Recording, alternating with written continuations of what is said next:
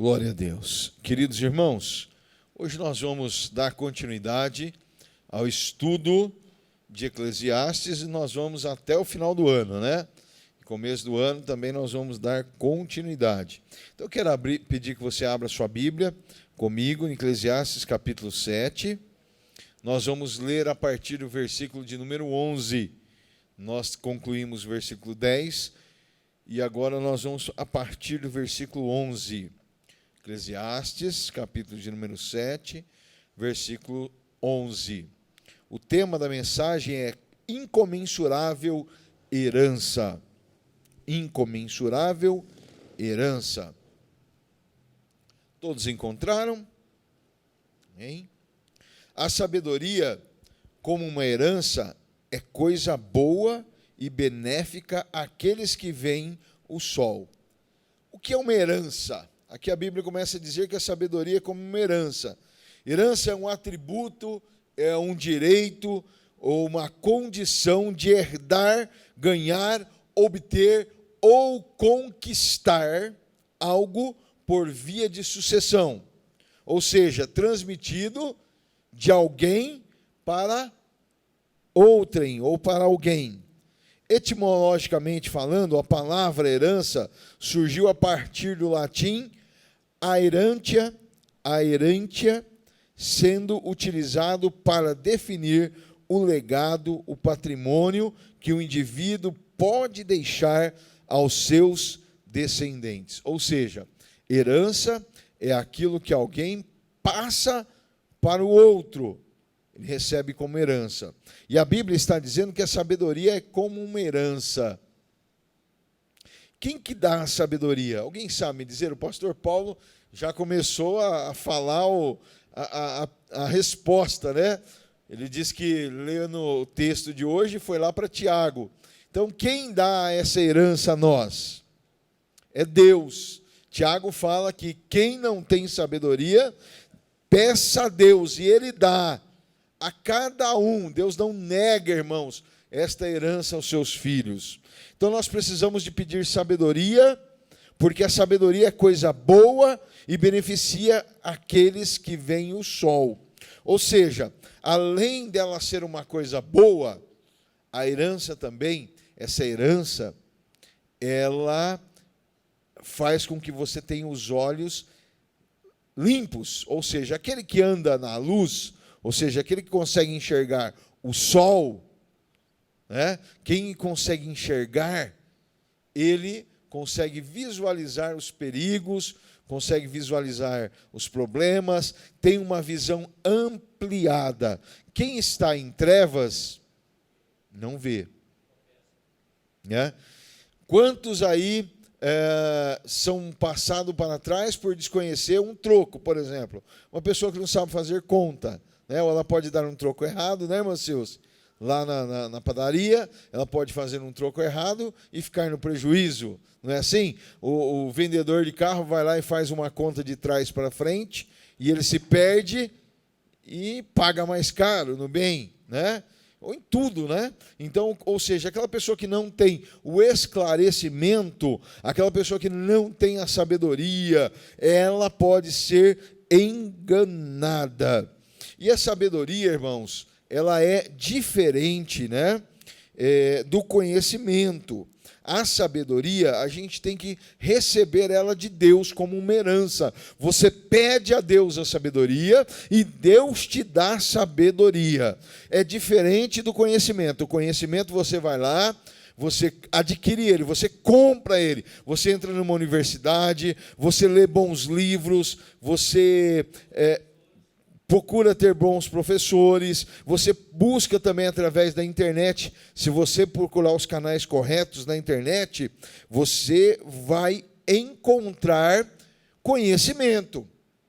Tá? Então, este conhecimento não tem nada a ver com a sabedoria. A sabedoria ela é dada por Deus. Você pode frequentar a melhor universidade, que você pode ser um beócio, um ignorante com respeito à sabedoria.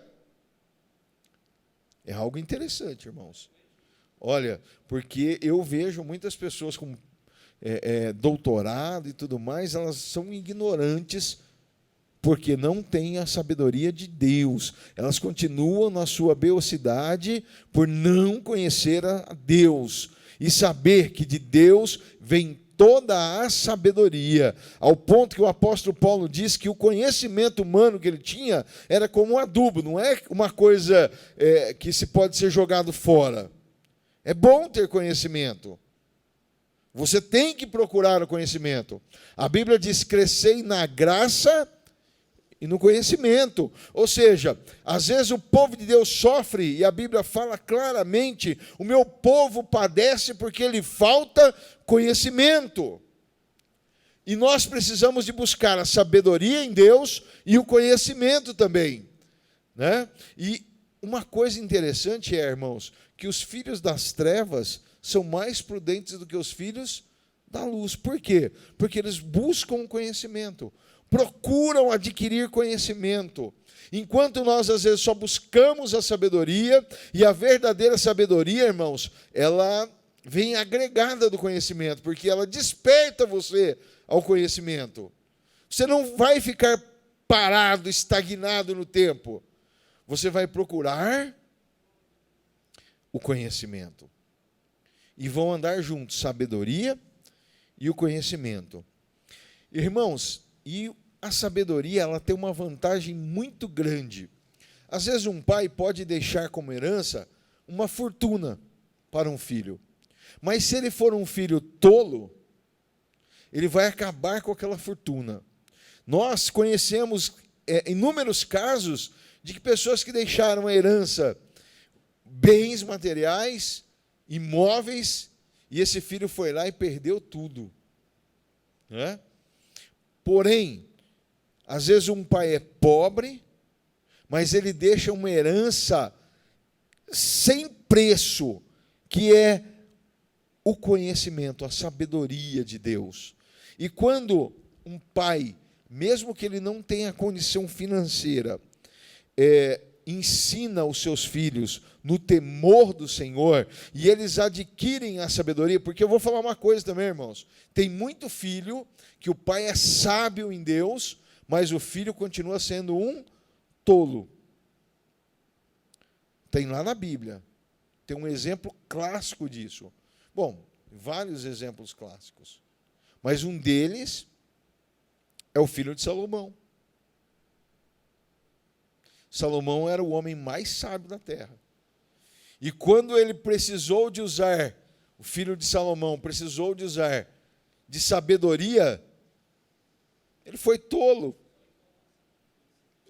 Ele tinha muita informação, muito conhecimento, porque, irmãos, Israel, na época de Salomão, se tornou um centro do conhecimento, irmãos. Todo mundo vinha para Jerusalém para adquirir conhecimento. A biblioteca de Salomão era grande. Os homens que estavam ali ao seu lado eram inteligentes. Tinha muito conhecimento em Israel. Salomão adquiriu o conhecimento e a sabedoria. Conhecimento do seu pai, que também era um homem inteligente, Davi. Você vê as composições de Davi, o que ele escreveu, né? E ele adquiriu esse conhecimento. Os homens que o cercavam ali para dar conselhos, Aitofel, né, que nós já estudamos a respeito desse homem, um homem inteligentíssimo, né? Era conselheiro de Davi, e Salomão cresceu ouvindo esses homens. Porém, o filho de Salomão, apesar de estar cercado de homens inteligentes, o primeiro ato dele, que ele deveria ser sábio, ele foi apenas inteligente e acabou perdendo a nação. Lógico, tem um projeto de Deus por trás e tudo mais, mas ele poderia ter mudado a história se ele fosse sábio como o pai dele. Mas ele foi ignorante, apesar de todo o conhecimento que ele tinha, irmãos. Apesar de todo o conhecimento que ele tinha, ele fez uma grande besteira e perdeu 10 tribos. Das 12 tribos de Israel, 10 se dividiram, foram e formaram as tribos do norte, e ele ficou com 2 tribos, que eram as tribos do sul, e que dali do sul saíram os reis mais tementes a Deus.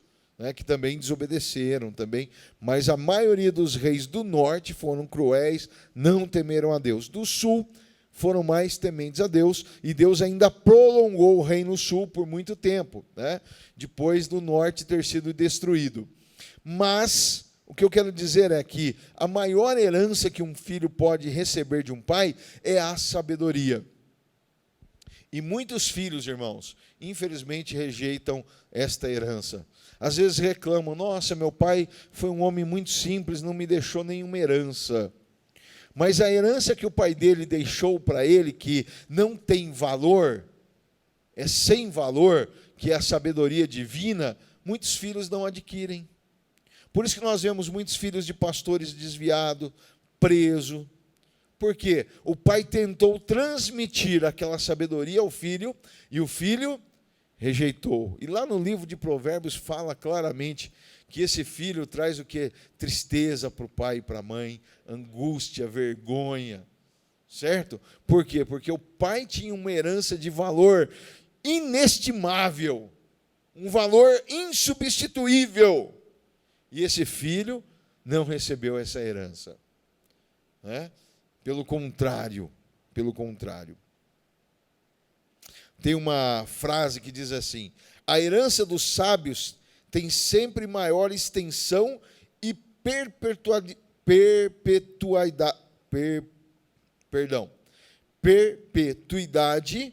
que as dos ricos. Compreende o gênero humano e alcança a mais remota posteridade. Ou seja, quando uma pessoa recebe bens materiais, pode acabar. Mas quando ela recebe a sabedoria, ela compreende o gênero humano. Hoje, irmãos, a coisa mais difícil é você entender o ser humano. Você poder ter aquela sensibilidade para se colocar no lugar daquela pessoa e mudar aquela condição. Mas o sábio tem essa estratégia, essa sensibilidade, né, de pegar uma pessoa nervosa, totalmente que saiu ali dos trilhos, e colocar aquela pessoa de volta ali. Olha, não, mas nós vamos resolver o teu problema, nós vamos resolver a tua solução. Vem cá, a tua vida tem solução, né? Isso o sábio tem o domínio para fazer. Agora, o inteligente, o que tem apenas conhecimento teórico, ele vai lá e, né? Olha, irmãos, eu já trabalhei com uma pessoa que tinha doutorado na Unicamp. Pensa numa pessoa desequilibrada em psicologia. Pensa numa pessoa desequilibrada. Não tinha tato com ninguém. É uma pessoa totalmente antissocial. Você fala, como é que pode, né? Tem tanto conhecimento. E era um jovem ainda, bem jovem ainda, na época que eu conheci. Ele era bem jovem, já tinha seu doutorado, mas totalmente desequilibrado. Por quê? Tinha conhecimento, mas não tinha sabedoria. Né? Quantas pessoas desequilibradas, sem sabedoria, a gente vê no trânsito? Né? Quantas pessoas perdem a vida por falta de sabedoria? Não é assim? A gente tem repleto de... Se você pegar o jornal de hoje, com certeza você vai encontrar um exemplo desse. Um exemplo desse. E alcança a mais remota posteridade. Ou seja, se aquela pessoa que é sábia consegue transmitir para os seus filhos para os seus netos, para os seus bisnetos, olha, vai longe a sabedoria. Vai longe. Né? Versículo 12. A sabedoria oferece proteção, como faz o dinheiro. Mas a vantagem do conhecimento é esta: a sabedoria preserva a vida de quem a possui. Eu vou pegar mais um versículo que está aqui no final, para que a gente possa emendar ele aqui. Versículo 19. A sabedoria torna o sábio mais poderoso do que uma cidade guardada por 10 valentes. Olha só. Então, irmãos, o que a sabedoria faz? O dinheiro compra a segurança? Compra. Você vai lá, você pode colocar um guarda na porta da tua casa, 2, 10 seguranças. Você pode andar com segurança armado, você pode andar com uma proteção, guarda-costa, né? Segurança faz isso. O dinheiro faz isso, né? Você pode ver os famosos aí, geralmente tem guarda-costas, não é isso? Né? Então ele anda com aquelas pessoas aí para proteger a sua vida. Mas a sabedoria, irmãos, ela faz mais do que o dinheiro, irmãos. O conhecimento, a sabedoria, ela preserva a vida de quem a possui. Quem é sábio consegue sair de situações. Ela consegue inverter quadros. De repente, ela está na mão de uma pessoa, ela foi sequestrada, e com muito tato ela consegue colocar paz naquele lugar. Enquanto outra faria com que ela fosse morta ali naquele momento, ela teria um desequilíbrio, tentaria fugir, alguma coisa, mas a pessoa que tem sabedoria, ela traz paz até no momento de grande dificuldade.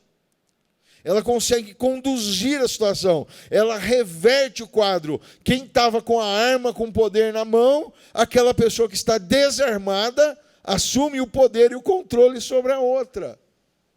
E traz paz naquele momento, e isso preserva a vida dela. A pessoa que é sábia, a Bíblia diz o quê? Que ela vê o mal e desvia, enquanto o tolo não. Provérbios 14:16. O sábio é cauteloso e evita o mal, mas o tolo é impetuoso e irresponsável. Quer dizer, a pessoa sábia, ela sabe se conduzir, ela sabe se portar. Como eu disse, eu gosto muito de citar o exemplo do trânsito. No trânsito, a pessoa passa, xinga ela. Ontem à noite mesmo, eu vim trazer minha esposa aqui, fui xingado. Fui sair aqui da porta, e com seta ligada, passou um motoqueiro, liga a seta, seu... E a seta, aí eu mostrei para minha filha, aqui, ó, a seta piscando lá, ó. E quando está com uma lâmpada queimada, a seta fica piscando rápido. Então, eu teria percebido que estava com uma seta queimada. Mas o motoqueiro nem se atentou para a minha seta e ainda me xingou ainda. Ou seja, de repente, é uma pessoa irritadinha, saca uma arma e atira no motoqueiro. O motoqueiro não foi prudente, certo? Ou seja, aconteceu alguma coisa no trânsito? Deus te abençoe, vai com Deus, vai tranquilo. Não aconteceu nada, está tudo em paz. Mas aí o tolo, ele quer xingar, ele quer brigar, mas ele não sabe quem é o outro que está no outro lado. Ele não sabe quem é a outra pessoa que está do outro lado. E hoje em dia é que eu não gosto de ver, mas os mecânicos lá, no meu trabalho, as pessoas sempre estão mostrando, olha o que aconteceu. O cara xingou o outro no trânsito, o cara sacou uma arma e atirou. Não é assim? O sábio não age assim, mas o tolo age. Ele quer xingar a mãe de alguém, ele quer, da sua boca, ele quer soltar suas energias negativas. Então, a Bíblia diz que o sábio é cauteloso e evita o mal. Mas o tolo, ele faz o quê? É impetuoso. Gente, cuidado, eu sou assim mesmo. Não. Já falei algumas vezes aqui na igreja. Antes você era assim, agora não. Antes você era nervoso, antes você encarava todas as situações, você se arriscava. Agora com Deus, você é calmo, você é tranquilo, você é pacificador, é passivo. Não tem problema não, meu irmão. Xingar não arranca pedaço de ninguém. Alguém te xingou, fica tranquilo. Você olha assim, você pode ver que não está sangrando não, pastor. Viu? Eu nunca vi ninguém xingar o outro e ele ficar sangrando. Olha, acho que eu vou ter que ir para o hospital agora porque está sangrando aqui. O xingamento bateu aqui, atravessou aqui, agora estou sangrando, vou ter que ir para o hospital. Acontece isso? Vocês já viram acontecer isso? Não, então, Te xingaram, te humilharam, te maltrataram? Vai com Deus, não tem problema não. Deus te abençoe. Né? Não é fácil, irmãos. Mas olha, o sábio é cauteloso. Vamos pedir sabedoria a Deus, né, irmãos?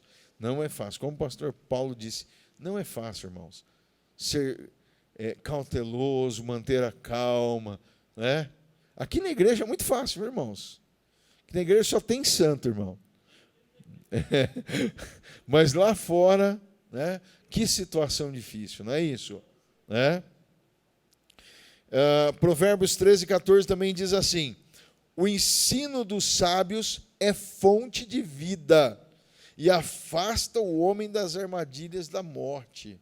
Ou seja, se você aprender e se tornar sábio, vai te livrar da morte. Ok? E a sabedoria, então, ela faz com que você esteja escondido.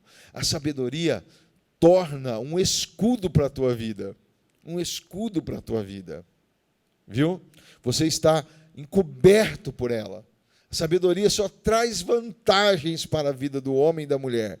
Então nós precisamos nos tornar esses homens e mulheres sábios, inteligentes. Versículo 13. Considere que Deus fez. Quem pode endireitar o que ele fez torto? Esse ponto aqui, irmãos, é um ponto de grande reflexão. Sabe por quê? Porque nós somos questionadores. E a Bíblia está dizendo para você, não me questione. É isso que a Bíblia está dizendo. Deus está dizendo para você, olha, para de me questionar. Será que você pode endireitar alguma coisa que eu fiz torto? Você não tem condição. Então Deus agora está dizendo, por que você continua murmurando tanto se você não tem condição de resolver nada?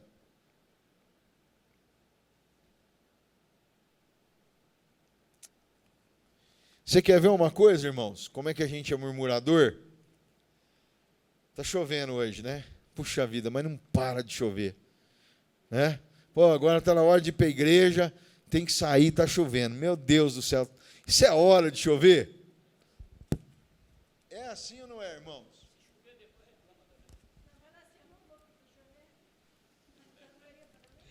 Eu não vou porque está chovendo, né? Aí está fazendo sol. Caramba, mas que sol, né? Poxa vida, quantos dias faz que não chove? Esse sol aqui agora está tão seco. Nossa, mas que frio.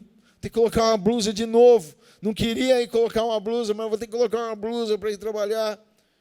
Puxa vida, mas que vento. Hã? Tenho o pior emprego do mundo. Viu? Estou na pior família da terra. Minha família só briga. Minha mulher é insuportável. Quero casar, quero me divorciar. Eu sou um homem num corpo de uma mulher. Eu sou uma mulher num corpo de um homem. Que queria ter a família igual do meu vizinho. Como a grama do meu vizinho é bonita. Inflação, governo, país, pai, mãe. Viu? Sabe o que eu chego à conclusão, irmãos? Deus não sabe o que faz. Porque a gente reclama de tudo, irmão. De tudo. Então, acho que é isso mesmo, né? Deus não sabe o que faz. O caco que somos nós, questionamos tanto a Deus e achamos que Ele não sabe nada. Esse ser tão maravilhoso que criou o universo, com apenas o quê, irmãos? Como é que Ele criou o universo? Com a palavra. Toda a complexidade dos seres criados que estão aí. Cada passarinho sabe do seu alimento, da construção do seu ninho, pica-pau, o beija-flor, o João de Barro. Cada um sabe a construção do seu ninho, cada um tem o seu canto, cada um na época do acasalamento tem a sua dança típica, tem a sua atração, tem as suas cores. abre o leque, fecha o leque, né? Tanta complexidade em cada ser. As abelhas, aquele bichinho redondinho, gordinho, anatomicamente errado para voar, mas voa com perfeição, né? Se você for fazer uma análise na abelha, pensa num negocinho complicado, gordinho, com uma asinha curta, mas voa. Você fala, não é possível que esse negócio voa. Mas espera aí, Deus errou então? Não, Deus fez tudo perfeito. E Deus faz tudo perfeito para a minha vida e para a tua vida, irmão. O que Ele fez torto é torto e pronto, acabou. E o que Ele fez reto é reto e acabou. O que nós devemos fazer? É ser grato a Deus e entender que Ele sabe o que faz com a minha vida e com a tua vida. Assim como Ele soube o que fazer com o universo. Amém, irmãos? Então vamos parar de reclamar, de murmurar, de achar que nós sabemos mais do que Deus. Eu já falei aqui, irmãos, eu já dei conselho para Deus. Não, graças a Deus que Ele não aceitou. Mas, irmãos, hoje eu olho para mim e falo, viu, mas ainda bem que eu tinha uns 28 anos ainda, né? Quer dizer, tinha muito que aprender ainda da vida, né? Mas era 28 anos, pastor de igreja, responsabilidade já tão grande para o menino. E eu querendo ensinar a Deus, como, olha Deus, se o senhor fizer assim, vai dar tudo certo. Irmão, quem somos nós para ensinar a Deus, para dar conselho para Deus? Olha, quanta besteira passa na cabeça de um ser humano, irmãos. Quanta ignorância. E Deus, esse ser tão maravilhoso, está dizendo para nós, olha, eu faço tudo perfeito na tua vida. Agora, o que acontece é que nós erramos, irmãos, e erramos muito. E aí não queremos colher os frutos amargos dos nossos erros. Tem consequência para tudo que nós fazemos. Aí você quer adulterar e quer ter uma vida feliz. Você quer pegar um cartão de crédito e gastar à vontade nele e ganha R$1.000 por mês. Viu? Você acha aí Deus tem culpa dos seus negócios? Ah, mas Deus poderia ter me dado um emprego que eu ganhasse mais. Quanto você se esforçou para arrumar um emprego que você ganhe mais? Né? Quanto você se investiu de tempo num estudo, em se aprimorar, até mesmo no seu trabalho? Porque sabe o que as pessoas gostam de fazer? É o que está aqui na Bíblia, só criticar e murmurar. Mas investir tempo em estudo, se dedicar, procurar conhecer, não precisa disso. Não. Viu, quantas pessoas ganham dinheiro sem fazer faculdade? Né? Nós temos um exemplo. O ex-presidente nunca estudou, chegou à presidência da República. Está aí os filhos dele, um dos homens mais ricos do Brasil. Mas é assim que você quer chegar lá em cima? Eu não. Se dedique, busque o conhecimento, busque a sabedoria de Deus. Né? Hoje nós temos tantas distrações, irmãos, que nos deixam ignorantes diante de tanta coisa boa que teria. Quanto tempo nós investimos no estudo da palavra? Por isso que nós vivemos uma crise de Bíblia nesse país. Pessoas que são analfabetas bíblicas. Por isso que os pastores aí, supostos pastores, bispos, apóstolos e tantos outros títulos aí, deitam e rolam, falando tantas besteiras na TV e tal, e todos estão lá, falou o quê? Bíblia? Não. Falou tudo coisas contrárias à Bíblia, mas estão sendo aplaudidos. Por quê? Meu povo perece porque lhe falta conhecimento. Porque o povo não se debruça mais na Bíblia para ler a Bíblia, para estudar, para pedir Espírito Santo, me ajuda. Eu quero compreender a profundidade da tua palavra. Mas nós temos tempo para tudo, menos para ler a Bíblia. Nós temos, os jovens de hoje, têm tempos para ficar horas e horas nos joguinhos. E depois são péssimos profissionais. E aí não conseguem uma posição boa E aí o culpado é o pai, o culpado é a mãe, porque eu não tive quem me ajudasse, eu sou um coitadinho, eu sou um zero à esquerda. Meu irmão, o sol nasce para todo mundo. E eu vou dizer uma coisa, nasce para o ímpio também. E se o ímpio se dedicar mais do que você, o ímpio vai continuar sendo seu chefe. E as promessas de Deus? Deus falou que eu tenho que ser cabeça e não cauda. Viu? Tá bom, sabe quando você vai ser cabeça? O dia que você se comportar como Daniel. Certo? Deus vai te honrar o dia que você se comportar como Daniel. Daniel estudou, buscou conhecimento. Mas olha, eu já conheço Viu? Você quer ser o melhor profissional? Não pare, não se aparte dos livros. Vai estudar, vai buscar conhecimento, vai buscar sabedoria em Deus. Conhecimento é obrigação sua. Você quer ter o melhor emprego, você quer ser gerente na tua empresa, você quer se destacar, você tem que buscar o conhecimento. Aí depois não quer, se acomoda. Irmãos, eu estou meio acomodado, estou vendo só. Falta 4 anos para me aposentar, pastor. Comecei a trabalhar muito jovem, comecei com 12 anos dentro de concessionária. Aí, às vezes, eu falo assim, mas eu não quero nem saber. Meu filho me pergunta alguma coisa, não sei. Papai, mas você trabalha com isso? Mas, irmãos, até eu que já estou na reta final do meu negócio que eu trabalho, eu deveria estar me esforçando mais. Tem hora que eu me cobro, eu falo, puxa vida, mas você deveria fazer a mais. Porque 4 anos tem... Então, a mudança hoje é assim, muito rápida, né? Aqui nós estamos numa onda de pessoas assim, mas já um pouquinho maduras. Mas, viu, quem começou como eu, que tinha um telefone em casa, era coisa de luxo. Né? Em casa nós tivemos o privilégio de ter o telefone. Quanto que valia um telefone? Dava para comprar um terreno, uma casa com um telefone.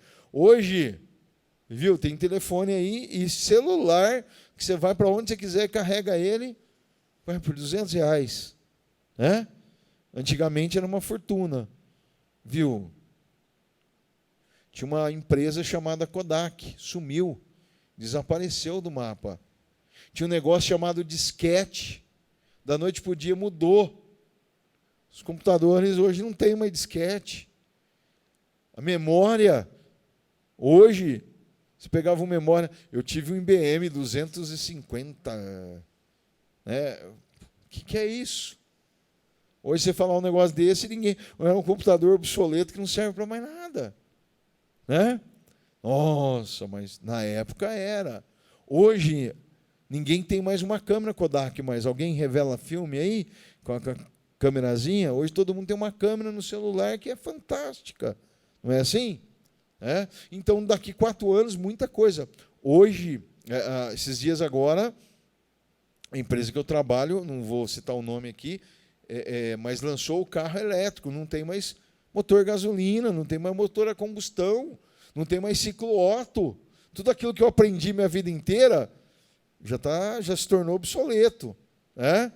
Agora é bateria de lítio com carregador lá na energia, lá que você vai lá e coloca para carregar, em 40 minutos está com metade da carga, e aí você consegue rodar mais 200 quilômetros lá com aquela carga.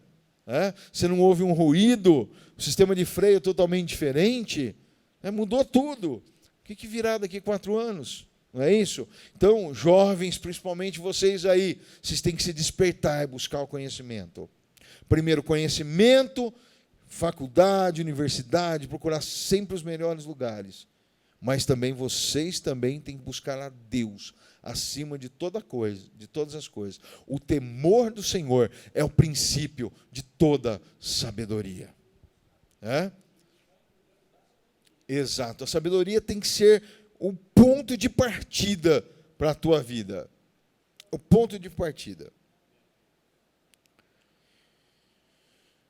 Versículo 14. Quando os dias forem bons, aproveite-os bem. Mas quando forem ruins, considere. Deus fez tanto um quanto o outro, para evitar que o homem descubra qualquer coisa sobre o seu futuro. Irmãos, nós desconhecemos o projeto divino individualmente falando. Coletivamente, nós conhecemos o projeto divino. Está aqui, ó.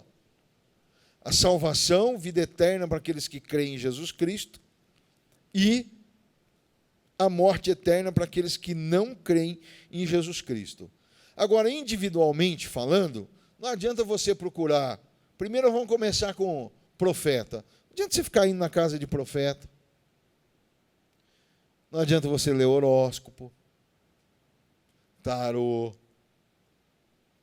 e tantas outras coisas aí, né? Eu me lembro uma vez que eu estava ali na 13 de maio e passou uma senhora. Deixa eu ler a sua mão, filho. Eu falei, olha, não precisa de ler a minha mão. O meu futuro já está escrito em Deus. Eu já sei qual é o meu futuro. Mas hoje nós vivemos um misticismo tão grande, irmãos. Dentro das igrejas também, irmãos, um misticismo tão grande. Todo mundo quer saber o futuro. Olha, irmãos, eu não procuro ninguém para saber o meu futuro, mas Deus vem e me avisa coisas que vão acontecer na minha vida. Ele vem e revela para mim. E, olha, não sai na porta de ninguém, irmãos. Eu estou aqui na igreja, vem um e fala, pastor, Deus manda te dizer algo. Amém. E eu vou lá e escrevo, irmão, porque eu também não aceito qualquer coisa, não. Está falando? Então tá bom, vamos ver se vai se cumprir mesmo. Deixa eu ver aqui, deixa eu fazer uma anotaçãozinha aqui. Tal dia, fulano de tal, disse tal coisa. E tem outras, irmãos, que você já fala, meu Deus do céu, né? Na hora, você fala, viu, uma vez chegou um irmão para mim e falou, olha, Deus tem visto o teu sofrimento, o desejo de você estar pastoreando igreja. Eu olhei para ele, meu irmão, que desejo que eu não tenho. Eu estou aqui tão bem, né, pastor? Estou aqui ajudando o nosso pastor, estou aqui auxiliando, ajudando na escola dominical. Isso, para mim, já está ótimo. Se Deus quiser, no futuro, me dar outra igreja para pastorear, amém, mas eu não tenho mais esse desejo. Eu estou fazendo, eu entendo que para fazer a obra do Senhor, eu não preciso de ser o pastor líder. Eu preciso de ser liderado por Deus. Aonde Ele me colocar, onde Ele me plantar, que eu possa ser luz do mundo e sal da terra, que possa dar frutos. É isso que eu preciso, né? Então, irmãos, tanto os dias bons quanto os dias maus, quem fez foi Deus. Nos dias bons nós devemos aproveitá-los. Quando chegar os dias maus, nós temos que refletir sobre esses dias. Não é murmurar, não é criticar, nem nada disso, mas nós temos que considerar. É o que está dizendo a palavra. Quando os dias forem bons, aproveite-os bem. Mas quando forem ruins, considere. Considerar que significa medite sobre esses dias. Alguma coisa está acontecendo ali, que Deus está trabalhando na sua vida, que Ele está no controle dela, que Ele nunca perde o controle de nada. Por mais que alguém diga que isso aqui é um globo que está girando, Deus não perdeu o controle desse globo, não, se for o caso. Deus não perdeu o controle do universo, não. O universo é controlado por Ele. E a hora que Ele manda parar, para. Lembra-se quando Jesus estava ali, naquele barco, e todos os discípulos ali apavorados, Jesus simplesmente se colocou de pé naquele barco e disse, aquieta-te, vento. Para, mar. É assim com ele, meu irmão. Basta uma palavra do Senhor. Acabou. Qualquer ventania, qualquer adversidade, qualquer problema, qualquer luta, cessa naquele momento, irmão. Não tem nada impossível para o nosso Deus. Então, você fique despreocupado, que o teu futuro está em Deus. Não precisa sair correndo atrás de ninguém para saber o teu futuro. O teu futuro está nas mãos do Senhor. E quando Ele precisa de falar com você, Ele fala através da palavra, através de um hino. Ele pode mandar um profeta falar com você. Eu já ouvi casos de pessoas que ligaram para uma pessoa errada e ela disse, olha, espera aí, olha, não foi errado não. Deus tem algo para mim te dizer. Eu já estava numa fila de supermercado com meu filho e saiu uma pessoa de outra fila, falou, olha, Deus mandou eu te dizer algo. E eu estava naquela situação, com aquele problema, e aí Deus veio e acalmou o meu coração. E eu sei que é assim que o nosso Deus faz. Então Deus tem controle dos dias bons, dos dias maus. Ele está no controle. Agora, eu e você sabemos para onde nós vamos. Jesus disse que Ele é o caminho, a verdade, a vida, e ninguém vai ao Pai a não ser por Ele. Quem recebe a Jesus Cristo como seu Salvador, recebe a vida eterna em Cristo Jesus. Fique despreocupado. Mas e se eu morrer amanhã? Não tem problema, meu irmão. Você estará com Deus. Eu falo isso porque eu tenho essa confiança e essa esperança. Que todos nós possamos ter essa confiança e essa esperança. Versículo de número 15. Nessa vida sem sentido, eu já vi de tudo. Um justo que morreu apesar de sua justiça, e um ímpio que teve uma vida longa apesar da sua impiedade. Olha, irmãos, mais uma vez aqui, esse versículo indica os propósitos de Deus, que os propósitos de Deus são diferentes do nosso. Às vezes você vê um justo tão temente a Deus e morre novo. Né? Mas por que aquele homem morreu tão justo, temente a Deus, tão piedoso, tão caridoso, e Deus recolheu? Irmão, fruto maduro, Deus recolhe na hora. Né? Enoque ainda viveu muito ainda, né? Mas Deus recolheu. Né? Agora, irmãos, tem muitas pessoas que ficam naquele questionamento, aquele ímpio lá, dá tudo certo para ele, ou aquele homem lá está dando tudo errado para ele, porque ele deve estar em pecado. E Jesus, certa vez, ele pegou os seus discípulos justamente nessa situação, porque os discípulos perguntaram, Senhor, quem pecou? Foi o pai daquele homem? Foi a sua família? Quem que pecou? Porque ele é cego, foi ele? Não, nenhum deles pecaram, mas essa situação da cegueira dele é para a glória de Deus. E Jesus cura aquele cego. Então, há adversidades que vêm, às vezes, pelos justos, irmãos, que é para a glória de Deus. Você não entende, mas Deus sabe o que está acontecendo. Deus não foi glorificado e é glorificado através da vida de Jó?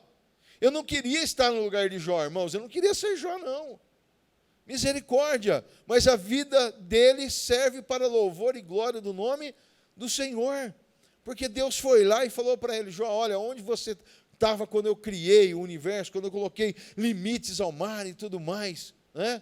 Ou seja, Deus nunca respondeu para Jó o que Jó queria ouvir, mas o nome de Deus foi glorificado através da vida de Jó. Então, irmãos, não tente entender os desígnios de Deus. Os desígnios de Deus é dele. E você só tem que agradecer a Deus por tudo que ele faz por você. Versículos 16, 17 e 18. Não seja excessivamente justo, nem demasiadamente sábio, porque destruir-se a si mesmo. Não seja demasiadamente ímpio e não seja tolo. Por que morrer antes do tempo? É bom reter uma coisa e não abrir a mão da outra, pois quem teme a Deus evitará ambos os extremos. Irmãos, aqui nós encontramos uma base sólida para repudiarmos da nossa vida qualquer altivez dos nossos olhos.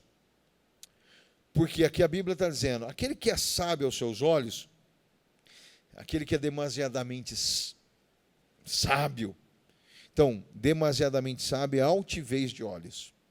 Tá? Aquele que se julga melhor do que os outros, pode ser um pastor, pode ser um pregador, pode ser um irmão, aquele que se julga ser melhor, e ele quer ser aquele exibicionista, eu sou o cara, estou acima dos outros, meu irmão,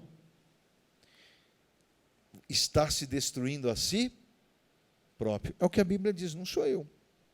De repente, Deus criou aquele homem para viver 80 anos, 85 anos no projeto de Deus, mas por causa da sua altivez, ele vive 60, 50 anos. Porque ele se autodestrói. Provérbios 3, 7, 8 diz assim, não seja sábio aos seus próprios olhos, tema ao Senhor e evite o mal. Isso lhe dará saúde ao corpo e vigor aos seus ossos.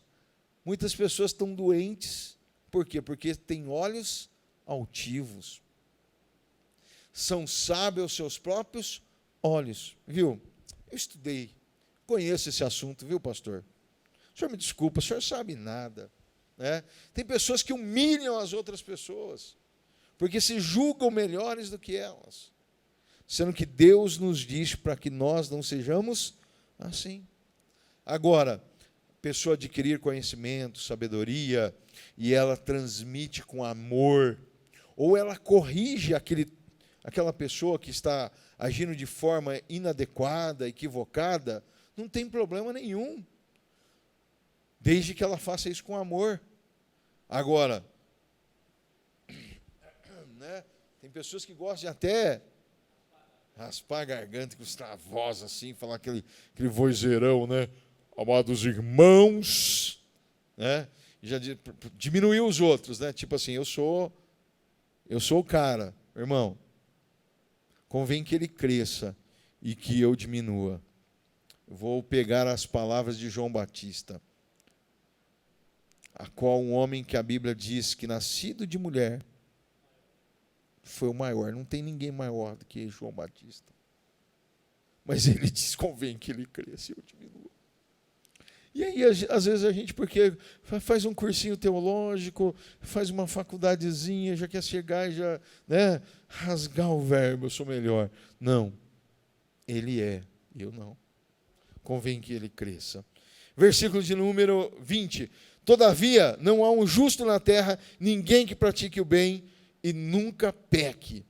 Irmãos, essa é uma declaração que é repetida várias vezes na palavra de Deus. Sabe por quê, irmãos? Porque o homem pecou lá no Éden. Começa lá no Éden a nossa história, né? Lá no Éden, o homem tinha a oportunidade de comer do fruto da árvore da vida. Ele vai lá e escolhe conhecer o bem e o mal. Ele escolhe ser igual a Deus, conhecedor do bem e do mal. Ele se tornou Deus? Pelo contrário, ele se tornou conhecedor do bem e do mal. Aquilo que nós, como pais, quando nós criamos nossos filhos, aqui tem vários pais, sabe do que eu estou falando? Você evita que seu filho conheça o mal, não é assim? Você não tenta proteger ele do mal. Nós crescemos e colocamos uma redoma em nossos filhos e vamos tentando ajustar para que eles não conheçam o mal, a coisa ruim. Foi o que Deus fez. Tentou proteger o homem do mal, mas o homem foi lá e pecou. Depois do pecado veio a lei. E a lei, irmãos, não justifica ninguém. Pelo contrário, sabe o que a lei faz? Wesley, você pecou. Ela expõe o meu pecado. Ela não tenta libertar do meu pecado, justificar o meu pecado. Pelo contrário, a lei ela vai lá e expõe. Tu é um pecador mesmo. Você é digno de morte. É isso que a lei fazia.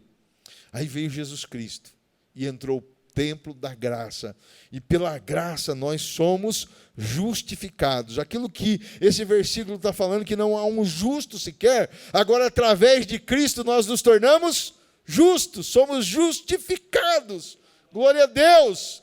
Não importa o que você fez, o que você pecou, porque Satanás, irmãos, ele é uma pessoa craque em colocar na sua mente que não tem mais solução para você, que você é um pecador mesmo. E eu digo que nós somos pecadores, mas nós somos pecadores remidos e lavados pelo sangue do Cordeiro, e que não há nenhuma condenação para aqueles que estão em Cristo Jesus. Amém, irmão? Olha, Jesus te perdoa, Jesus purifica o teu pecado, Jesus, ele transforma a sua situação. Basta você reconhecer que é um pecador e que você não merece, mas que você deseja ser justificado por ele. Simples.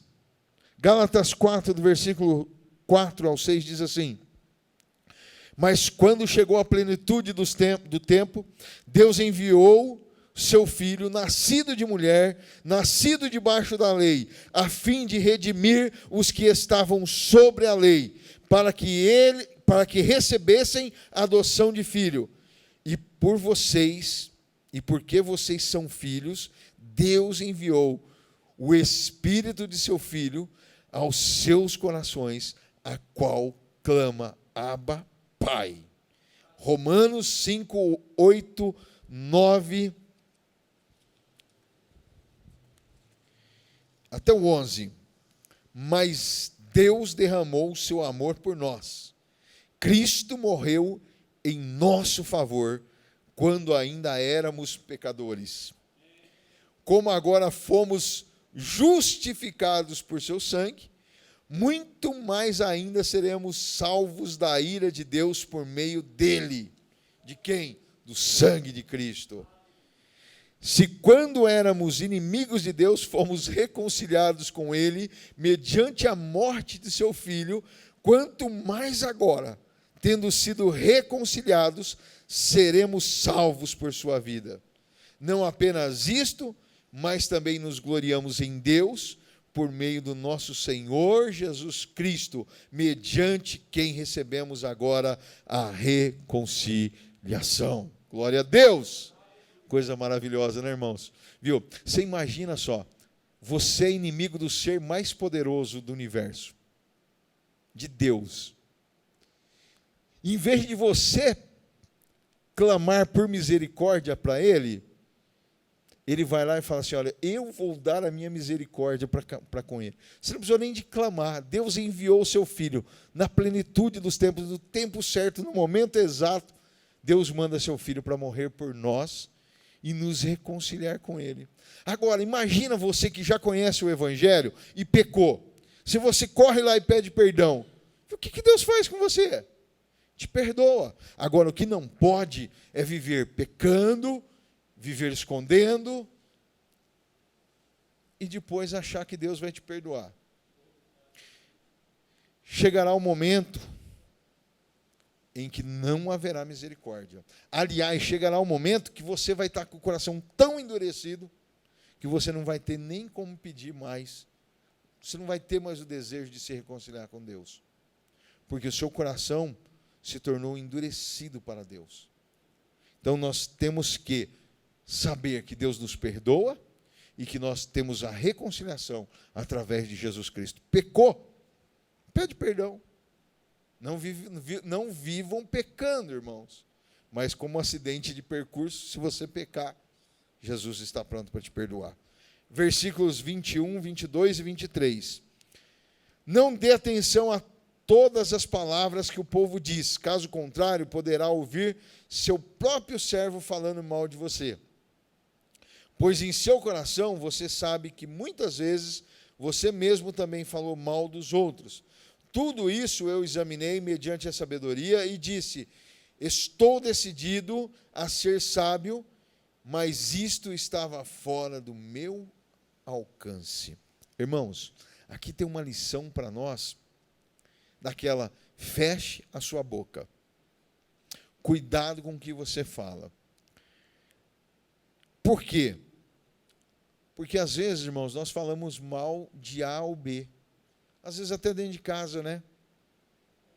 Mas a Bíblia está falando, tome cuidado, que aquele que fala muito vai ouvir também o seu servo falando mal dele. Refreia a sua língua, irmão. Cuidado com o que você fala. Eu gosto de frisar uma coisa, irmãos. A Bíblia diz assim, não toqueis nos meus ungidos. Você sabe quem é ungido de Deus? É o pastor da igreja. Não é só o pastor, irmãos. Pastor é um dos. É um dos. Quantos irmãos são ungidos?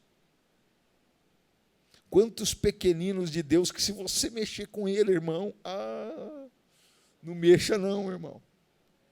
Mexa não, você olha lá, você não dá nada. Viu? Cuidado, cuidado. Você não sabe quem que está protegendo ele. Então tome cuidado, não fale mal de ninguém, irmão. Mesmo que a pessoa tenha te ferido, te ofendido, te machucado, deixa para lá. Só fale com Jesus. Fale com ele. A Bíblia diz que para a gente agir com prudência quando vamos falar. Provérbios 21 e 23. Quem é cuidadoso no que fala, evita muito sofrimento. Quantas vezes nós somos, como se diz assim, nós não guardamos a boca e nós perdemos a oportunidade de ter ficado quieto. Porque nós falamos algo que depois nos trouxe tantos problemas, acarretamos tantas coisas no meio da família, né? O seio familiar, irmãos, é um lugar onde a gente se machuca tanto. Na igreja, irmãos, a gente se machuca tanto. Tem um exemplo lá do porco-espinho, né? E eu vejo muito isso no meio da igreja. Todo mundo como um porco-espinho. E na hora do frio, todo mundo querendo se aquecer. O que acontece? Vão se furando com os espinhos, né? Mas está tão frio, eu preciso me aquecer com aquele irmão, mas eu já falei mal dele, eu já fiz isso. Não é assim? Ou vice-versa. Olha, nós temos que tomar muito cuidado. Se nós guardarmos a nossa língua, nós vamos evitar muitos problemas. Muitos. É um bom investimento. Olha, irmãos, cuidado com a língua. Cuidado. Por isso que a Bíblia, ela nos orienta tanto a respeito da língua, da boca, daquilo que falamos. Depois que você diz uma palavra, você não consegue mais voltar atrás. Você já ofendeu, você já humilhou, você já magoou aquela pessoa. Ou me perdoa. Está perdoado, irmão, está perdoado, irmão. Mas, irmão, fica lá no fundo, né?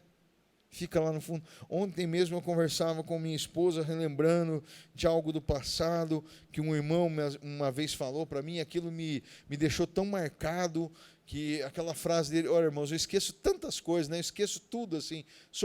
A minha memória é muito curta, a minha memória não é aquela de elefante.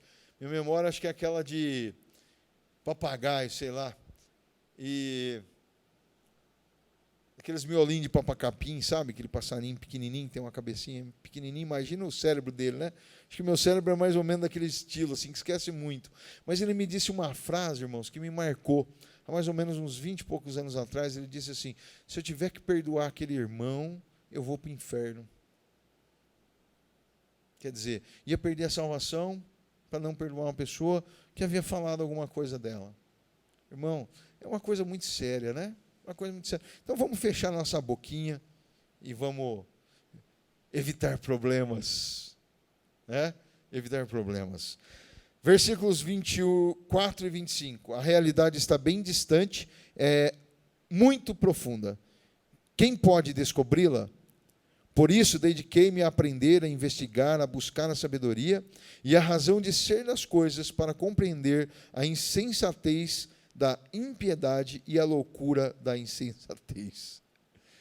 Irmãos, a riqueza é uma sabedoria, a riqueza da sabedoria divina é tão ampla, irmãos, ela é tão profunda, que nenhum homem consegue atingi-la, naturalmente falando.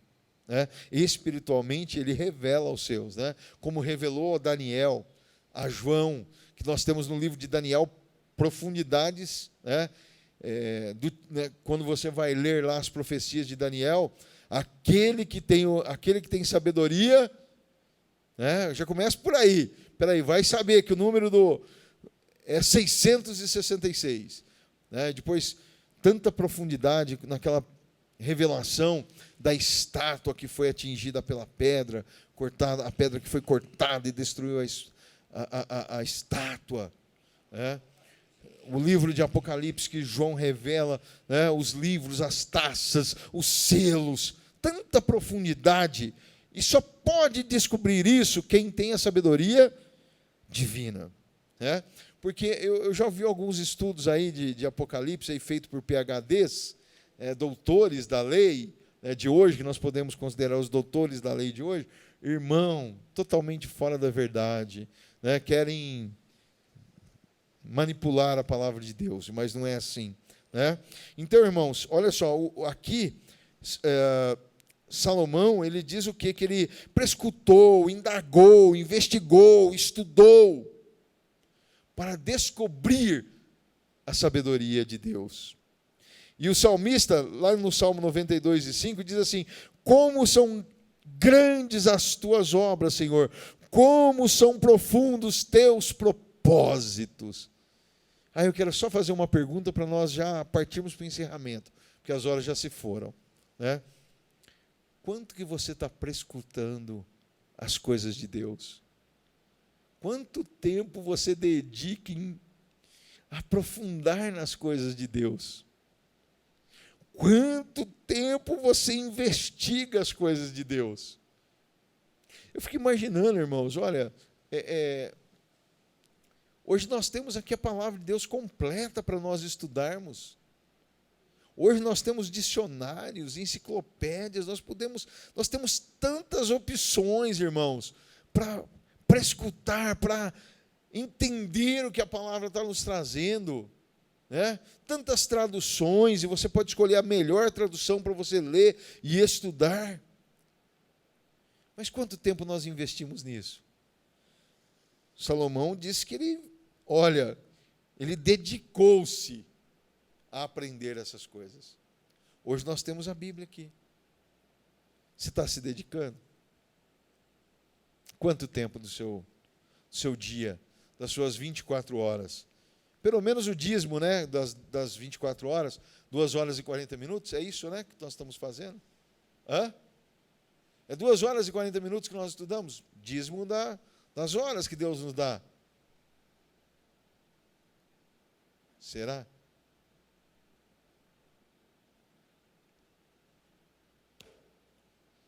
Aqui tem profundidade, irmão. E aí, quando a gente vê alguém que dedica-se ao estudo da palavra, a gente fica bobo, né? Aquela pessoa conhece a Bíblia. Mas será que eu e você não podemos conhecê-la tanto quanto ele ou ela? Precisamos de nos dedicar a estudar a palavra. Menos entretenimento e mais palavra. Versículos 26 a 29. Diz que descobri que muito mais amarga do que a morte é a mulher que serve de laço. Deus escapará dela, mas o pecador ela apanhará.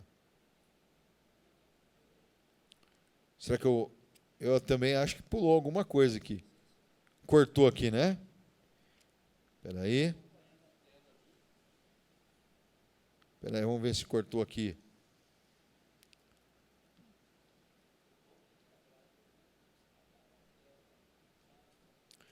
Vamos lá aqui.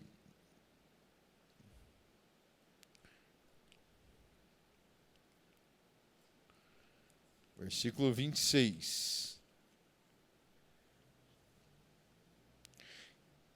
Eu achei uma coisa mais amarga do que a morte, a mulher cujo coração são redes de laços, cujas mãos são as ataduras.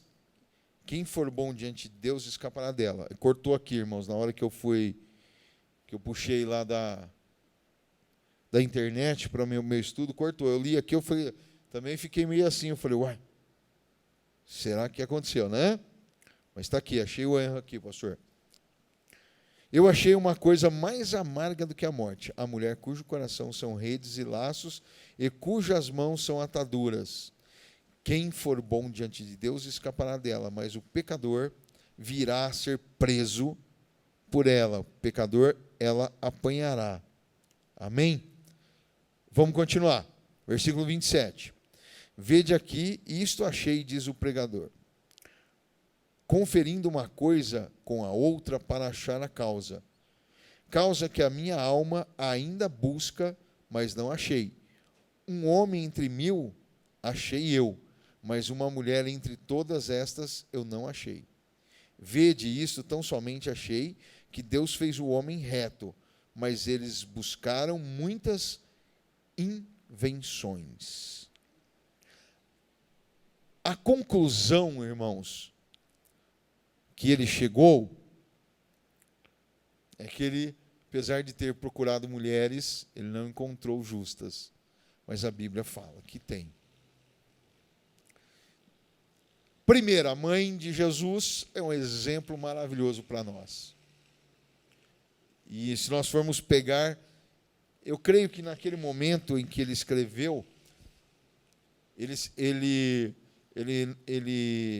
se apegou apenas no momento da vida dele, porque ele ainda estava fazendo a pesquisa. Você vê que ele não tinha concluído.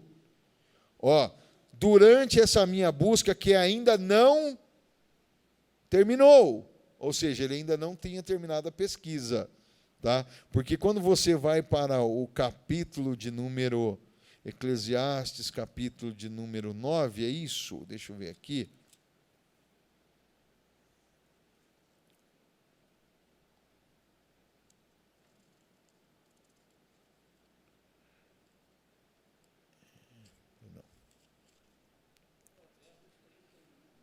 Não, eu queria achar um versículo aqui, mas eu não anotei, não vou me estender, porque já passou o tempo. Mas Provérbios 31:10 diz: uma esposa exemplar, feliz quem a encontrar, é muito mais valiosa do que rubis. Ou seja, existem mulheres virtuosas, existem mulheres exemplares, existem mulheres que são dignas. E Provérbios 20 e verso 6, também muitos se dizem amigos leais, mas um homem fiel, quem poderá achar? Ou seja, você encontra homens bons e fiéis também, assim como mulheres. Mas a conclusão desse capítulo, irmãos, de Provérbios, é que nós temos que fazer uma coisa, assim como está lá em Provérbios, fugir das armadilhas sexuais, dos embaraços, que o pastor até pregou esses dias, né? Sobre nós vivermos embaraçados com as coisas dessa vida. Tem muita gente querendo ir para o céu, mas ainda está embaraçado. Embaraçado com dinheiro, embaraçado com mentirinhas, embaraçado com enganos, embaraçado com uma vida totalmente desregrada, né? Nós precisamos de ter isso, irmãos, que nós temos que desvencilhar desses laços para que nós possamos alcançar os céus. Amém? Que Deus os abençoe em Cristo Jesus. Não dá para a gente ficar mais, que os horas já mandaram eu parar, né? Eu não gosto de fazer isso, mas hoje precisei, né, de avançar um pouquinho no tempo. Pai, graças nós te damos, Senhor, por esta oportunidade de concluirmos o estudo do capítulo 9 de Eclesiastes, ó Pai. De entender, ó Pai, que o Senhor quer nos despertar para buscar o conhecimento e a sabedoria, Pai. E que a tua igreja não pode viver sem a sabedoria do alto e não pode viver sem o conhecimento. Porque o Senhor quer colocar a tua igreja em lugares de destaque, em lugares, ó Pai, em que o teu nome possa ser glorificado, e nós precisamos de nos dedicar a conhecer e a crescer na graça, Senhor, e no conhecimento. Pai, que cada um de nós tenhamos o nosso coração aberto para a tua palavra, para debruçar na tua palavra e encontrar, ó Pai, esta fonte inesgotável de sabedoria, ó Pai. Que nós possamos ver, ó Pai, tantas coisas maravilhosas, ó Pai, e possamos transmitir essa sabedoria aos nossos filhos, às nossas gerações, e que eles cresçam também no temor da tua palavra, ó Pai. Que nós possamos também, ó Pai, tomar a sabedoria para a nossa vida como um escudo, ó Pai, que nos guarda, que nos esconde, que nos protege, ó Pai, de tantos laços e de tantos embaraços desta vida, Pai. Que também, ó Pai, nós possamos ter uma boca, que nós tenhamos o domínio, Senhor, sobre a nossa língua, e que quando nós a abrirmos, ó Pai, seja para trazer a solução, seja para trazer a paz, seja para trazer, ó Pai, o conforto àqueles que necessitam. Mas que a nossa língua seja privada de falar coisas, Senhor, que não agreguem, coisas que não tragam conhecimento, coisas que não tragam, Senhor, edificação àqueles que ouvem, ó Pai. Que a nossa língua seja moldada dentro da tua palavra, ó Pai. E que da nossa boca parta palavras de vida eterna, ó Pai. Guarda a nossa mente, Senhor, também, que nós possamos estar escondido em Ti, ó Pai, e que nós não venhamos, Senhor, falar nada que entristeça o Teu Espírito.